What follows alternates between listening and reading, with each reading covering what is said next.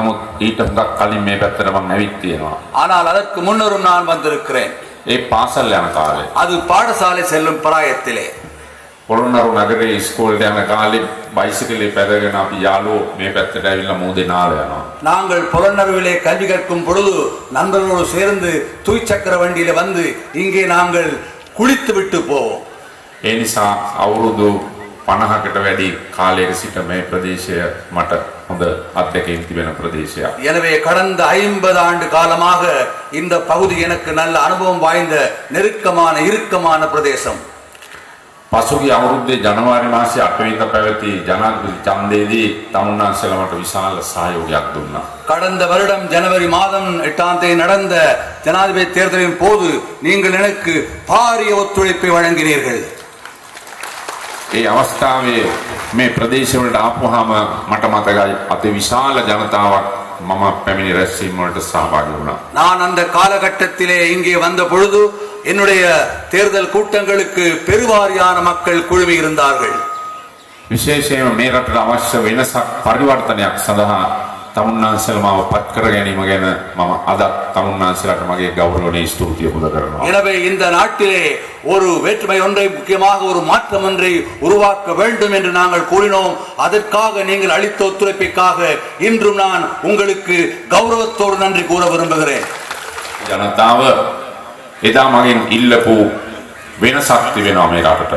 எனக்காக வாக்களித்த 62,50,000 வாக்காளர்கள் எனக்கு வாக்களித்த பொழுது அவர்கள் ஒரு வேண்டுகோளை விடுத்தார்கள். ඒ මැතිවරණයේදී මට කිව්වේ නෑ කෑම බීම නෑ බඩගින්නේ ඉන්නේ අඳින්න දෙයක් නෑ කියලා මට එහෙම දේවල් කිව්වේ නෑ. எங்களுக்கு உணவு உடை இல்லை, நாங்கள் பசியால் வாடுகிறோம் என்று அவர்கள் அன்று சொல்லவில்லை. නමුත් ඊට වඩා විශාල ලොකු දෙයක් ගැන කිව්වා. அதைவிட பாரிய ஒன்றை அவர்கள் எனக்கு சொன்னார்கள். අපිට කන්න අඳින්න තිබුණත් මොනව තිබුණත් වැඩක් නෑ නිදහසක් නැත්නම් හිතේ සතුටක් නැත්නම් ඒ නිදහස හා සතුට ලබා දෙන්න ඔබ මේ රටේ වෙනසක් කරන්න කියලා ඉල්ලීමක් කළා. எங்களுக்கு உண்ணுவதற்கு உடுப்பதற்கு எல்லா வசதி இருந்தாலும் கூட எங்களுக்காக சுதந்திரமாக வாழக்கூடிய சூழ்நிலை இல்லை. சுதந்திரமாக வாழக்கூடிய சூழ்நிலை நீங்கள் ஏற்படுத்த வேண்டும் என்றுதான் அவர்கள் என்னை பார்த்து கேட்டார்கள். 2015 ජනවාරි මාසයේ 8 වෙනිදාට කලින් මේ රටේ තිබුණු දේශපාලන පරිසරයේ සමහර අයට අමතක වෙලා. 2015ஆம் ஆண்டு ஜனவரி 8ஆம் தேதிக்கு முன்பு இருந்த அரசியல் சூழ்நிலையை சிலருக்கு இப்பொழுது மறந்து போய்விட்டது. සිංහල දෙමළ මුස්ලිම් සෑම කෙනෙක්ම ජීවත් වුණේ බයෙන්. சிங்களவர்கள், தமிழர்கள், முஸ்லிம்கள் அனைத்து மக்களும் பயத்தோடு தான் வாழ்ந்தார்கள். නිදහසේ කතා කරුවේ නැහැ. அவர்கள் சுதந்திரமாக பேசவில்லை. නිදහසේ තමන්ගේ යාළුවෙකුට තමන්ගේ මොබයිල් ෆෝන් එකෙන් කතා කරේ නැහැ. சுதந்திரமாக தன்னுடைய நண்பனுக்கு அவர்கள் கையடக்க தொலைபேசியில் கூட பேசவில்லை. ටෙලිෆෝන් එකෙන් කතා කරනකොට කෑ ගහලා කියනවා ටැප් කරයි ඒක නිසා රහසක් තියෙනවා නම් කියන්න එපා කියලා හිතන්න. எனவே தொலைபேசியிலே பேசும் பொழுது அதை அவர்கள் இடைமறிக்கிறார்கள், டெப் பண்ணுகிறார்கள். எனவே ரகசியம் என்றால் பேச வேண்டாம் என்று சொல்லி முடிக்கிறார்கள். මේ රටේ ජීවත් වෙන ජනතාවට අඩු වශයෙන් තමන්ගේ ටෙලිෆෝන් එකෙන් කතා කරන්නවත් නිදහසක් තිබුණේ නැහැ. இந்த நாட்டு மக்களுக்கு குறைந்தது தனது தொலைபேசியிலே கூட சுதந்திரமாக பேசக்கூடிய நிலைமை அன்று இருக்கவில்லை. ඒ වගේම තමයි යුද්ධය අවසන් වෙලා මේ රටට සාමය ඇති වුණා. அதன் பிறகு நான் சொல்ல வேண்டும், யுத்தம் முடிந்து இந்த நாட்டிலே சமாதானம் உருவானது. ඒ සාමය ඇති කරගන්න විශාලම කැපවීම කළේ මේ රටේ ජනතාව. அந்த சமாதானத்தை உருவாக்குவதற்காக கூடுதலாக கஷ்டப்பட்டவர்கள் இந்த நாட்டினுடைய மக்கள் தான். අපේ ත්‍රිවිධ හමුදාව සහ පොලිසියට ආරක්ෂක අංශවලට රටේ ජනතාව සම්පූර්ණ සහයෝගය දුන්නා. யுத்தத்தை அவசான் கல்லா சாமி எங்களுடைய முப்படைகளுக்கும் போலீஸ் படையினருக்கும் பாதுகாப்பு படையினருக்கும் யுத்தத்தை முடிப்பதற்காக இந்த நாட்டு மக்கள் முழுமையான ஒத்துழைப்பை வழங்கினார்கள். නමුත් ඒ සාමය පිළිබඳව අපිට දීර්ඝ කාලීනව බලාපොරොත්තු ලබා ගැනීමට පුළුවන්ද? ஆனால் அந்த சமாதானத்தை பற்றி எங்களுக்கு நீண்ட கால எதிர்பார்ப்பு வைத்துக் கொண்டிருக்க முடியுமா? විශේෂයෙන්ම තුවක්කුවෙන් වෙඩිල්ලෙන් බෝම්බෙන් සාමය පිළිබඳව ස්ථීර සාමයක් ඇති කරන්න පුළුවන් කමක් නැහැ. எங்களுக்கு துப்பாக்கியினால் குண்டுகளினால் எங்களுக்கு நிரந்தர நீடுறுதியான சமாதானத்தை உருவாக்க முடியாது. තුවක්කුවෙන් පුළුවන් තුවක්කුව අතේ තියන අය පරාජය කරන්න. துப்பாக்கியினால் இன்னொருத்தன் கையிலே துப்பாக்கி வைத்திருந்தால் அவனை தோல்வியடைய செய்ய முடியும். බෝම්බෙන් පුළුවන් බෝම්බේ අතේ තියන අය පරාජය කරන්න. கையிலே குண்டை வைத்திருக்கிறவனை நாங்கள் குண்டொன்றின் மூலம் தோல்வியடைய செய்ய முடியும். නමුත් ඊට වඩා ලොකු ප්‍රශ්නයක් තියෙනවා. ஆனால் அதை விட ஒரு பெரிய பாரிய பிரச்சனை இருக்கிறது. මේ රටේ ජනතාවගේ සිත්වල තිබෙන ප්‍රශ්න ගණනාවක් තිබෙනවා. இந்த நாட்டு மக்களுடைய உள்ளத்திலே பல்வேறு பிரச்சனைகள் இருந்தன. යුද්ධය ඇති වුණේ ඇයි කියන කාරණාව සොයලා බැලුවද අපි? யுத்தம் ஏன் ஏற்பட்டது என்பதை பற்றி நாங்கள் தேடி பார்த்தோமா? අවුරුදු 26කට වැඩි යුද්ධය තිබුණා. 26 ஆண்டுகளுக்கு மேலாக யுத்தம் நிலவியது. තමුන්නාන්සලා අපි කවුරුත් දුක් විඳා. நாங்கள் யாருமே கஷ்டப்பட்டோம். ආරක්ෂක හමුදාවල දහස් ගණන් මිය ගියා. பாதுகாப்பு படையைச் சேர்ந்த ஆயிரக்கணக்கானவர்கள் செத்து மடிந்தார்கள். සිංහල දමිළ මුස්ලිම් ભેදයක් නැතුව සියලු ජනතාව මිය ගියා. சிங்கள தமிழ் முஸ்லிம் பேதமில்லாமல் எல்லா இன மக்களும் அவர்கள் உயிரிழந்தார்கள். ඒ වගේම කාන්තාව පිරිමි බෞද්ධ සිංහල හින්දු කතෝලික කියලා නැහැ සෑම කෙනෙක්ම යුද්ධෙන්. கத்தோலிக்க இஸ்லாம் என்று இல்லாமல் அவர்களும் செத்து மடிந்தார்கள். ඒ සෑම කෙනෙක්ම බලාපොරොත්තුවක් තිබුණා සාමයෙන් ජීවත් වීම පිළිබඳව සිහිනය. எனவே இந்த மக்கள் எல்லோரும் இந்த சமாதானத்தின் மூலமாக நிம்மதியாக வாழலாம் என்று அவர்கள் கனவு கண்டார்கள். අද අපි කල්පනා කරන්න ඕනේ නැවත යුද්ධයක් ඇති නොවන්න මේ රටේ ප්‍රශ්න විසඳීම පිළිබඳව. எனவே மீண்டும் இந்த நாட்டிலே யுத்தம் ஏற்படாத வகையிலே நாங்கள் பிரச்சனை தீர்ப்பதற்குத்தான் பார்க்க வேண்டும். ඒ විසඳුම ගන්න නම් යුද්ධය ඇති වෙච්ච හේතු හොයලා බලන්න ඕනේ. அந்த தீர்வை காண வேண்டுமானால் ஏன் இந்த யுத்தம் ஏற்பட்டது என்று அதன் காரணத்தை தேடி பார்க்க வேண்டும். ඒ නිසා අපි කාගෙත් ඒ ගැන වගකීමක් සහ යුතුයකමක් තියෙනවා. எனவே எங்கள் அனைவருக்கும் அது சம்பந்தமாக பாரிய பொறுப்பு இருக்கிறது. අද අපි තමුන්නාන්සලා මේ ඉන්නේ නැගෙනහිර පළාතේ. நீங்கள் இருப்பது இந்த கிழக்கு நாட்டுக்கு சூரியன் உதிப்பது இந்த பகுதியில் இருந்துதான். ඒ නිසා මේ පැත්තට නැගෙනහිර කියලා කියනවා. எனவே நாங்கள் உண்மையிலே சூரியன் உதிக்கின்ற அந்த கிழக்கு என்று சொல்கிறோம். ඒ වගේම තමයි මේ රටේ අගනුවර බස්නාහිර පළාත. அதே போன்று எமது நாட்டினுடைய தலைநகரம் உண்மையிலே மேல் மாகாணம். ඉර බහින්නේ මේ පැත්තෙන්. சூரியன் மறைவது அந்த பக்கத்திலே தான். ඒ නිසා බස්නාහිර කියලා කියනවා මේ පැත්තට. அதனால் அந்த பகுதிக்கு நாங்கள் மேல் மாகாணம் மேற்கு மாகாணம் என்று சொல்கிறோம். මේ ලංකාවේ නැගෙනහිර පළාතේ බස්නාහිර පළාතේ වෙනසක් තියෙනවද? இந்த நாட்டிலே கிழக்கு மாகாணத்துக்கும் மேற்கு மாகாணத்துக்கும் இடையிலே ஒரு வித்தியாசம் இருக்கிறதா? මේ වෙනස හොඳට දකින්නේ සූර්ය දිව්‍ය රාජයා. இந்த வித்தியாசத்தை உண்மையிலேயே காண்கிறவன் சூரிய பகவான் மாத்திரமே. සූර්ය දිව්‍ය රාජයා කියයි නැගෙනහිරයි බස්නාහිරයි තියෙන වෙනස. எனவே இந்த கிழக்கு மாகாணத்துக்கும் மேற்கு மாகாணத்துக்கும் இருக்கக்கூடிய வித்தியாசத்தை வேறுபாட்டை சூரிய பகவான் நன்றாக எடுத்து கூறுவார். දෙවියන්ට පේන දේ මිනිසුන්ට පේන්නේ නැද්ද? எனவே தெய்வத்துக்கு தெரிவதை மக்களுக்கு காண முடியாதா, தெரிந்து கொள்ள முடியாதா? දෙවියන්ට පේන දේ මිනිසුන්ට පේනවා නම් මිනිස්සු දෙවිවරු වෙනවා. எனவே தெய்வத்துக்கு காணக்கூடியதை மக்களும் காணக்கூடிய இருந்தால் மக்களும் தெய்வமாகலாம். බස්නාහිර පළාතේ නැගෙනහිර පළාතේ සංවර්ධනයක සමානද? எனவே கிழக்கு மாகாணத்துக்கும் மேற்கு மாகாணத்துக்குரிய அபிவிருத்தி ஒரே மாதிரி இருக்கிறதா, சமமாக இருக்கிறதா? බස්නාහිර පළාතේ නැගෙනහිර පළාතේ ජනතාවගේ ජීවන තත්ත්වය ආර්ථික එක සමානද? மேற்கு மாகாணத்தும் கிழக்கு மாகாணத்தும் மக்களுடைய வாழ்க்கை முறை பொருளாதார நிலைமை ஒரே மாதிரி சமமாக இருக்கிறதா? බස්නාහිර පළාතේ නැගෙනහිර පළාතේ දුප්පත්කම පිළිබඳව අපි මිනුම් දණ්ඩක් ගත්තොත් සාධක ගත්තොත් කොච්චර වෙනස්ද? நாங்கள் கிழக்கு மாகாணத்துடைய மேற்கு மாகாணத்துக்கு கூடிய அவருடைய வாழ்க்கை பிரச்சனையை பற்றி பார்த்தால் அதை பற்றி பார்த்தால் எவ்வளவு வித்தியாசம் இருக்கு என்று பாருங்கள். නැගෙනහිර පළාතේ බස්නාහිර පළාතේ අධ්‍යාපනයේ පහසුකම් එක සමානද? கிழக்கு மாகாணத்துக்கும் மேற்கு மாகாணத்துக்கு கூடிய கல்வி வசதிகள் ஒரே சமமாக இருக்கின்றதா? නැගෙනහිර පළාතේ බස්නාහිර පළාතේ සෞඛ්‍ය සේවාව ජනතාවට එක සමානද? கிழக்கு மாகாணத்துக்கும் மேற்கு மாகாணத்துக்கும் இருக்கக்கூடிய மக்களுக்கு சுகாதார சேவை ஒரே மாதிரியாக வழங்கப்படுகிறதா? නැගෙනහිර පළාතේ බස්නාහිර පළාතේ ජීවත් වන ජනතාවගේ පොදු ප්‍රවාහන සේවය එක සමානද? கிழக்கு மாகாணத்தில் மேற்கு மாகாணம் வாழ்கின்ற மக்களுடைய பொது போக்குவரத்து வசதிகள் ஒரே சமமாக இருக்கின்றதா? එහෙමනම් මේ තියෙන ප්‍රශ්න අපි තේරුම් ගන්න ඕනේ. அப்படியானால் இந்த பிரச்சனைகளை நாங்கள் சரியாக புரிந்து கொள்ள வேண்டும். කාට හරි කියන්න පුළුවන් මේ නැගෙනහිරයි බස්නාහිරයි වෙනස තියෙන්නේ කාලගුණය සහ දේශගුණය නැගෙනහිරට වඩා බස්නාහිර හොඳ නිසා කියලා. எனவே சிலர் சொல்லலாம் கிழக்கு மாகாணத்தில் மேல்மா இருக்கக்கூடிய அந்த வித்தியாசம் காலநிலை அடிப்படையிலே தான் சொல்லலாம். எனவே கிழக்கு மாகாணத்தை விட மேற்கு மாகாணம் சிறப்பாக இருக்கிறது. எனவே காலநிலையை பற்றி මෙතන ඉන්නවා මේ UAE රාජ්‍යයේ අපේ තානාපතිතුමා. இங்கே ஐக்கிய அரேபிய எமிரேட்ஸ் நாட்டினுடைய எங்களுடைய இந்த நாட்டின் பிரதிநிதி இங்கே இருக்கிறார். එතුමාගේ රට මොනතරම් දුෂ්කරද මේට වඩා මොනතරම් වියලිද? அவருடைய நாடு எவ்வளவு கஷ்டமான நாடு, எவ்வளவு ஒரு வறண்ட நாடு, சூடான நாடு. අපි කියන්නේ ප්‍රදේශ වලට කාන්තාර කියලා නේද? நாங்கள் அந்த பகுதி பாலைவனம் என்று தானே சொல்கிறோம். හැබැයි කොච්චර දියුණුද ඒ ප්‍රදේශ? ஆனால் அந்த பகுதிகள் எவ்வளவு முன்னேற்றம் அடைந்திருக்கின்றன.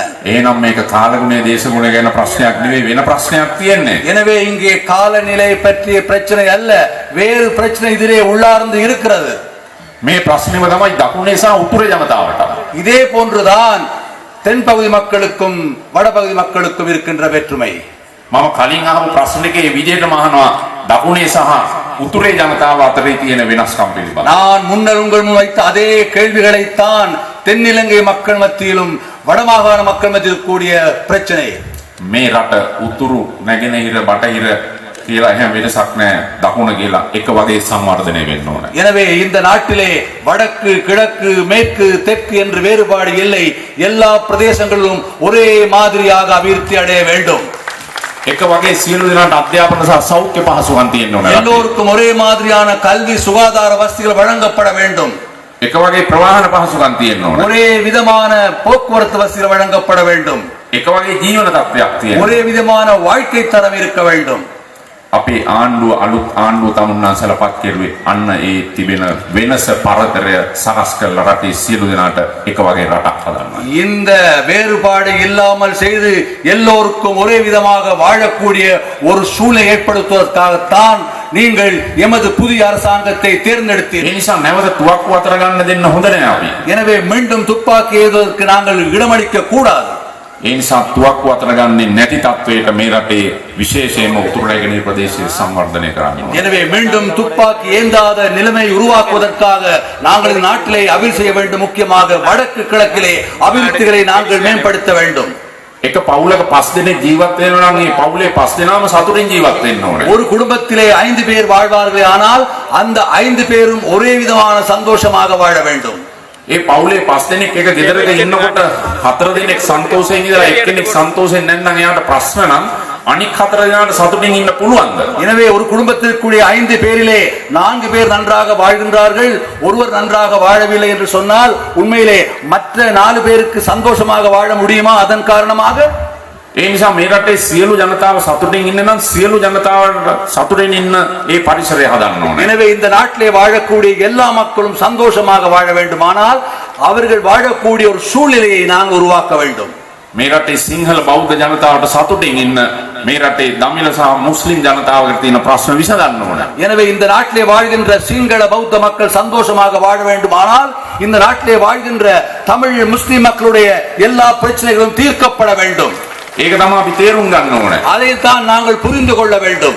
මේක ප්‍රධාන වශයෙන් මේ ගැන අපි ජාතිවාදීව කතා කරලා වැඩක් නැහැ. நாங்கள் இந்த விஷயம் பற்றி இனவாதத்தோடு பேசி அர்த்தம் இல்லை. ඒ නිසා අපි හැම කෙනෙකුගේම වගකීම් ඉෂ්ට කරන්න ඕනේ. බෙදන්න හදනවායි කියලා. நாங்கள் இவ்வாறு செயல்படும் பொழுது கிழக்கிலே இருக்கக்கூடிய சில கடும் போக்காளர்கள் நாங்கள் இந்த நாட்டை பிரிக்க போகிறோம் என்று சொல்கிறார்கள். මේ රට අපි කඩන්න හදනවායි කියලා. நாங்கள் நாட்டை பிரித்து போட போகிறோம் சொல்கிறார்கள். මේ රට අපි පාවා දෙන්න හදනවායි இந்த කියලා. நாட்டை நாங்கள் காட்டி கொடுக்க போகிறோம் என்று சொல்கிறார்கள். මේ රට ජාත්‍යන්තරයට යටත් කරන්න හදනවායි இந்த කියලා. நாட்டை சர்வதேசத்துக்கு நாங்கள் அடிபணி வைக்க போகிறோம் என்று சொல்கிறார்கள்.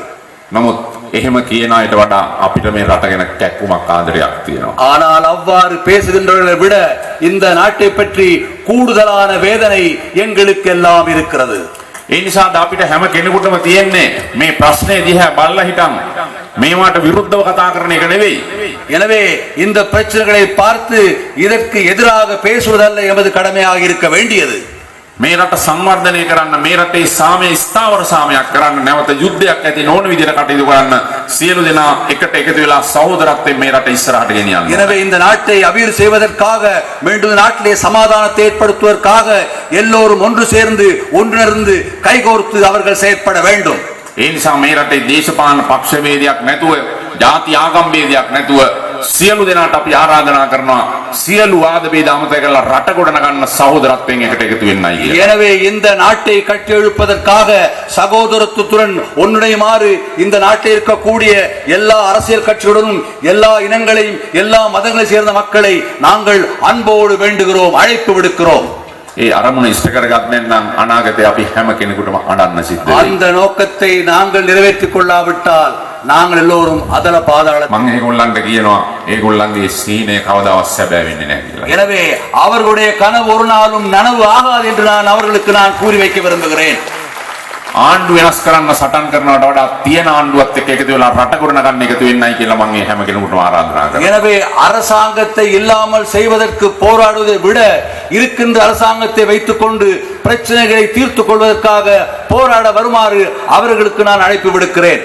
අද තමුන්නාන්සලා අපි එකතු වෙලා මේ කරන්නේ රටේ සංවර්ධනයට හොඳ ව්‍යාපෘතියක්. என்று நீங்களும் நாங்களும் ஒன்றிணைந்து இந்த நாட்டினுடைய நன்மைக்கான செயல் திட்டங்களை தான் நாங்கள் செயற்படுத்திக் கொண்டிருக்கிறோம். නැගෙනහිර පළාතේ මහමෙතුමා ලොකු විස්තරයක් කළා නැගෙනහිර පළාතේ සංවර්ධන ඉලක්ක පිළිබඳව. கிழக்கு மாகாணத்துடைய நோக்கங்களை பற்றி உங்களுடைய முதலமைச்சர் அவர்கள் நீண்ட உரை ஒன்றை ஆற்றினார்.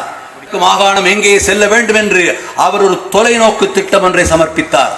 අපි රටක් විදියට අද කටයුතු කරන්නේ 2030 ඉලක්ක කරගෙන 2030 දී ශ්‍රී ලංකාව කොතනද තිබිය යුත්තේ? நாங்கள் ஒரு அரசாங்கம் என்ற வகையிலும் அதே விதமாகத்தான் 2030 ஆண்டில் இந்த இலங்கை திருநாடு எந்த இடத்திலே இருக்க வேண்டும் என்றுதான் நாங்கள் செயற்பட்டுக் கொண்டிருக்கிறோம். ඒ ඉලක්කයට යෑම සඳහා අපි ඉහළම කැපවීමෙන් රජයක් විදියට කටයුතු කරනවා. அந்த இலக்கு செல்வதற்காக அரசாங்கம் என்ற வகையிலே நாங்கள் மிகவும் அர்ப்பணிப்புடன் செயற்பட்டு வருகிறோம். මේ කර්මාන්තශාලාවේ වැඩ කරන විශේෂයෙන් මේ சேவை කරන සේවිකාවන් ගත්තාම කොච්චර අපිට සතුටු වෙන්න පුළුවන්ද? இந்த தொழிற்சாலைகளிலே இன்று வேலை செய்கின்ற அந்த வேலையாட்களை பெண் வேலையாட்களை பார்த்தால் எங்களை எவ்வளவு சந்தோஷப்பட முடியும்? ඒගොල්ල මුස්ලිම් දමිළ කියලා ભેදයක් නැහැ. அவர்கள் மத்தியிலே முஸ்லிம் தமிழ் என்ற பேதமே இல்லை. එකම යන්ත්‍රයේ ඔක්කොම වැඩ කරනවා. ஒரே யந்திரத்திலே இருந்து கொண்டு ஒன்றாக அவர்கள் பணிபுரிகின்றார்கள். ඒ යන්ත්‍රවල ගහලා නැහැ මේක දෙමළ මේක මුස්ලිම් කියලා ඉතින්. அந்த யந்திரங்களிலே இது தமிழ் முஸ்லிம் என்று போடப்படவே இல்லை. ඒ හැම කෙනෙක්ම වාඩි වෙලා එතන වැඩ කරනකොට ඒක කැරකෙනවා. எனவே இவர்கள் ரெண்டு சேரும் என்றாக இருந்து வேலை செய்யும் பொழுது அந்த யந்திரம் தானாகவே சுழலும். ඒ යන්ත්‍රේ කැරගෙනකොට මේක දෙමළ කියලා කැරගෙන්නෙත් නැහැ මුස්ලිම් කියලා කැරගෙන්නෙත් නැහැ. அந்த யந்திரம் சுற்றும் பொழுது தமிழ் என்று சொல்லிக் கொண்டிருக்காது, முஸ்லிம் என்றும் கூட சொல்லிக் கொண்டிருக்காது. මේ යන්ත්‍රයට තේරෙන දේ මේ රටේ සමහර අයට තේරෙන්නේ නැහැ. இந்த யந்திரங்களுக்கு தெரிந்த சில விஷயங்கள் இந்த நாட்டிலே பல மக்களுக்கு தெரியாது. ඒක නිසා අපි මනුස්ස විදියට හැම දෙයක් ගැනම හිතන්න ඕන. எனவே நாங்கள் மனிதர்களாக மனிதாபிமானத்துடன் சிந்திக்க வேண்டும். නැගෙනහිර පළාත් සභාව මේ රටේ ප්‍රධාන වශයෙන්ම සංහිඳියාව පිළිබඳව ආදර්ශමත් පළාත් සභාවක්. கிழக்கு மாகாண சபை இந்த நாட்டிலே நல்லிணக்கத்தை பற்றி பறை சாற்றுகின்ற நல்ல ஒரு சிறப்பான ஒரு கிழக்கு மாகாண சபை. ඒ ආදර්ශ ආකෘතිය අපි ශක්තිමත් කරන්න ඕන. எனவே அந்த அமைப்பை நாங்கள் மென்மேலும் சக்திமயப்படுத்த வேண்டும், பலப்படுத்த வேண்டும். සිංහල දමළ මුස්ලිම් සියලු දෙනා මේකේ මැති ඇමතිවරු. சிங்கள தமிழ் முஸ்லிம் அத்தனை பேரும் அந்த மாகாண சபையிலே அமைச்சர்களாக இருக்கிறார்கள். ඒ වගේම සියලුම පක්ෂවල අය නියෝජනය වෙනවා. எல்லா கட்சிகளை சேர்ந்தவர்களும் அங்கே இருக்கிறார்கள். ඒගොල්ලෝ එකට හොඳට වැඩ කරනවා. අපි රජයේ විදිහට සම්පූර්ණ සහයෝගය දෙනවා. எனவே இந்த எல்லா வேலை திட்டங்களுக்கும் அரசு என்ற வகையிலே நாங்கள் முழுமையான ஒத்துழைப்பை வழங்குவோம். අපේ බලාපොරොත්තුව මේ රටේ පළාත් 9ම එක වගේ සංවර්ධනය කිරීම. இந்த நாட்டில் இருக்கக்கூடிய 9 மாகாணங்களும் ஒரே விதமாக அபிவிருத்தி அடைய வேண்டும் என்றுதான் எமது இலக்கு. මේ සඳහා අපිට අන්තර්ජාතික වශයෙන් විශාල සහයෝගයක් තියෙනවා. இதற்காக சர்வதேச ரீதியாக எங்களுக்கு பெருமளவான உதவிகள் இருக்கின்றன. මේ රටේ ආර්ථිකය ශක්තිමත් කරන්න අපේ නිෂ්පාදන ක්‍රියාවලිය වැඩි කරන්න ඕන. எமது நாட்டுடைய பொருளாதாரத்தை மேம்படுத்துவதற்கு எங்களுடைய உற்பத்தி திறனை நாங்கள் மேம்படுத்த வேண்டும். විදේශ වෙළඳපොළට යන දේවල් වැඩි වැඩිය නිෂ්පාදනය කරන්න ඕන. நாங்கள் வெளிநாட்டு சந்தைக்கு போகக்கூடிய பொருட்களை மேலும் மேலும் நாங்கள் உற்பத்தி செய்ய வேண்டும். මේ රටේ සෑම ශේෂ්ත්‍රයකම අය හොඳින් වැඩ කරන්න ඕන. இந்த நாட்டில் எல்லா துறை சேர்ந்தவர்களும் நன்றாக வேலை செய்ய வேண்டும். රාජ්‍ය සේවයේ පෞද්ගලික සේවය කියලා වෙනසක් නැහැ ආයතනවල. அரச சேவை தனியார் சேவை என்ற வேறுபாடு நிறுவனங்களில் இருக்க முடியாது. තමන්ගේ අවංකභාවයත් එක්ක කැපකිරීම කළා નિયમિત පැය ගන්න අපි හැම කෙනෙක්ම හරියට වැඩ කරන්න ඕන. தன்னுடைய நேர்மையுடனும் அர்ப்பணிப்புடனும் அந்த சரியாக 8 மணித்தா நேரத்தில் அவர்கள் சரியாக வேலை செய்ய வேண்டும்.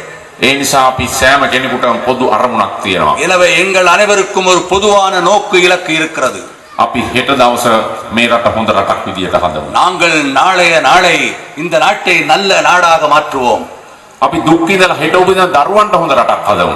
நாங்கள் கஷ்டப்படுகின்ற எங்களுடைய பிள்ளைகளுக்காக ஒரு நல்ல நாட்டை உருவாக்குவோம். ලෝකේ රටවල් දිනු වෙලා තියෙන්නේ එහෙමයි. உலகத்தின் நாடுகள் அவ்வாறுதான் முன்னேற்றம் அடைந்திருக்கின்றன. හෙට උපදින දරුවන්ට හොඳ රටක් හදන්න අද දවසේ ජීවත් වෙන අයකට වගකීමක් සහ යුතුයකමක් තියෙනවා. எனவே நாளை பிறக்க போகின்ற எங்களுடைய பிள்ளைகளுக்கு நல்ல ஒரு நாட்டை கட்டியெழுப்ப வேண்டியது இன்று வாழ்கின்ற எங்கள் அனைவருடைய தலையாய கடமை. ඒ නිසා මේ වගේ ඊටාම හොඳ ව්‍යාපෘතියක් විවෘත කරන්න මට ඒමට ලැබීම ගැන මා ඊටාමත්ම සතුටු වෙනවා. எனவே நல்ல வேலை திட்டங்களை இன்று திறந்து வைக்க சந்தர்ப்பம் கிடைத்ததை பற்றி நான் உண்மையிலே மிகவும் மட்டற்ற மகிழ்ச்சி அடைகின்றேன்.